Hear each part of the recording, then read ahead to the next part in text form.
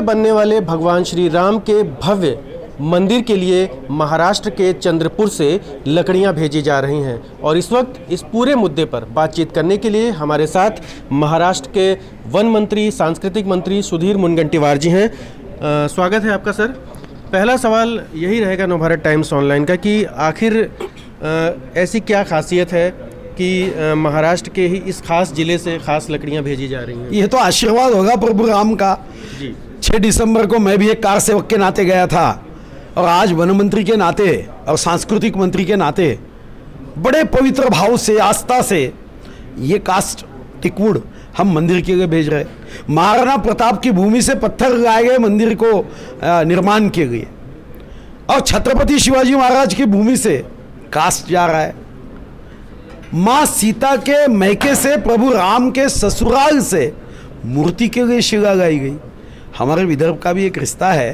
प्रभु राम के पिता भगवान दशरथ की माता जी राजा अच की पत्नी इंदुमती ये विदर्भ से है। ये तो दादी से अपने ग्रैंडसन के लिए भेजी हुई प्रेम की भेंट है।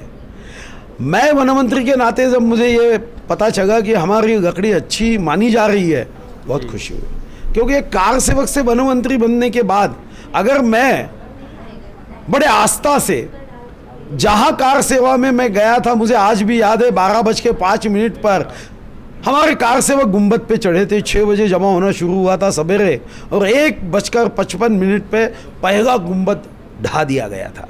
पहला गुंबद 1:55 में। हम बड़े ताकत के साथ बोलते थे, हम तो छोटे थे। राम लगा हम आए हैं, मंदिर भव्य बनाएंगे। तेल लगाओ डाबर का, नाम मिटा दो बाबर का।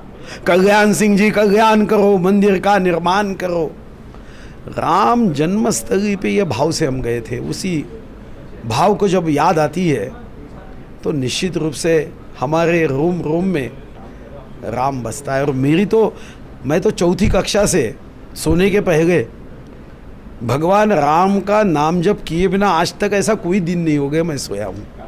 तो कितना खुशी हो सकता है कि जिस राम का नाम लेकर मैं निद्रावस्था में जाता हूँ, वो राम, भगवान राम ने अगर मुझे कास्ट भेजने की संधि दी है तो इससे ज़्यादा खुशी का तो मुझे नहीं लगता कोई और कौन सा सौभाग्य हो सकता है। सर, इसके अगले सवाल पे मैं आऊँगा, लेकिन पहले इस लकड़ी की अगर आप खासियत के बारे में बताएं, क्योंकि आप इस विभाग के मंत्री हैं, दूसरा भी टर्म है आपका, तो क्या खासियत है? लोगों को भी पता चलना चाहिए आखिर क्यों चंद्रपुर की। देखो, जैसे गंगा जल की खासियत होती है, उसमें कीड़ा नहीं आता जी। वैसे इस लकड़ी में दीमक नहीं लगता। इस लकड़ी अपने बरसात में भीगने के बाद अपने आकार को नहीं खोती और सैकड़ों वर्ष तक इससे बनी हुई चीज़ ये अपने आकार में कायम रहती है। ये विशेषता इसकी है। ये दंडकारण्य था, बड़ा घना जंगल है गढ़चिरौली चंद्रपुर का। और आपकी जानकारी के लिए विश्व में 193 देशों में 14 देशों में टाइगर है, बाघ है। उसमें सबसे ज़्यादा टाइगर तो हमारे भारत में है 65%। और भारत की बात करें, सबसे ज़्यादा टाइगर मेरे डिस्ट्रिक्ट में है। कैपिटल ऑफ टाइगर है। तो निश्चित रूप से इस वाघों की भूमि की लकड़ी है, कास्ट है, वो तो प्रभु राम के मंदिर के लिए समर्पित भावना से हम भेज रहे हैं। अच्छा सर, कितनी लकड़ियों की खेप जाने वाली है? क्या कुछ इन लकड़ियों से बनने वाला है? उसके बारे में अगर कुछ आप जानकारी। पहला तो 1855 क्यूबिक फुट जा रहा है। उसके बाद जैसा जैसा लगेगा वो जाएगी। 5-6 खेपों में अभी जाएगी। उसके बाद जैसी लगेगी वैसा हम भेजेंगे। अच्छा सर, क्या कुछ बनेगा? मतलब आपकी बातचीत हुई होगी मंदिर न्यास से और तमाम चीज़ें, तो किन किन चीज़ों में इस्तेमाल होने वाला है? वहाँ तो बाकी तो पत्थर का है, जो लकड़ी का है उसका काम ये टिकवुड से, लकड़ियों का जैसे द्वार है, खिड़कियाँ है, जो भी बनना है लकड़ी का तो वो सारा टिकवुड से बनेगा जी। सर, अभी आपने कई बातें कही। आपने उस ज़माने में जब आप कार सेवक बन के गए थे, लोग कहते थे कि मंदिर वहीं बनाएंगे लेकिन तारीख नहीं बताएंगे। तारीख पूछने वालों को क्या संदेश देंगे? देखो, बिना फेविकॉल के उनके ओट बंद हो गए।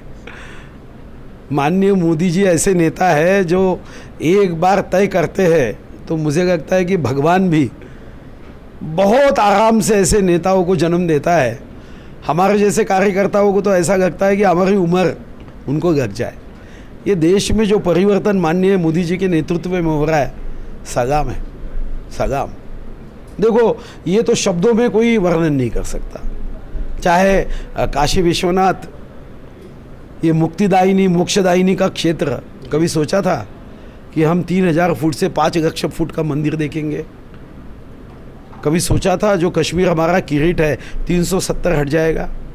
ये आतंकवादी जितने मस्ती में थे, एक एक आतंकवादियों को बता दिया माननीय मोदी जी ने, भाई ये देश वीरों का है, शूरों का है। तो मुझे लगता है कि ये जो लोग इसको काल्पनिक कथाएं कहते थे, ये दंत कथाएं है, ये मिथ्या बातें हैं, तो बिना फेविकॉल के उनके वोट बंद हो गए। मगर ठीक है, चलो उनको भी भगवान राम माफ़ करे।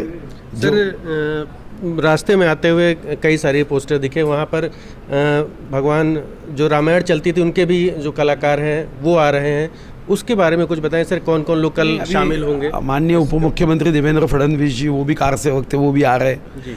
गोविंद गिरी जी महाराज है जो इस ट्रस्ट के कोषाध्यक्ष है, वो भी आ रहे हैं।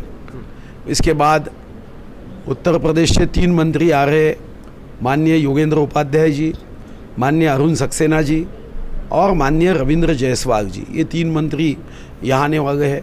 कैलाश खेर जी भक्ति भाव से भक्ति भजन गाने के लिए आ रहे हैं। और इसके साथ ही रामानंद सागर के रामायण में जिन्होंने प्रभु राम की भूमिका की वो अरुण गोविल जी, माँ सीता की भूमिका की वो दीपिका चिखलिया जी, और बंधु लक्ष्मण की भूमिका में जो सुनील लाहेरी थे वो भी आ रहे।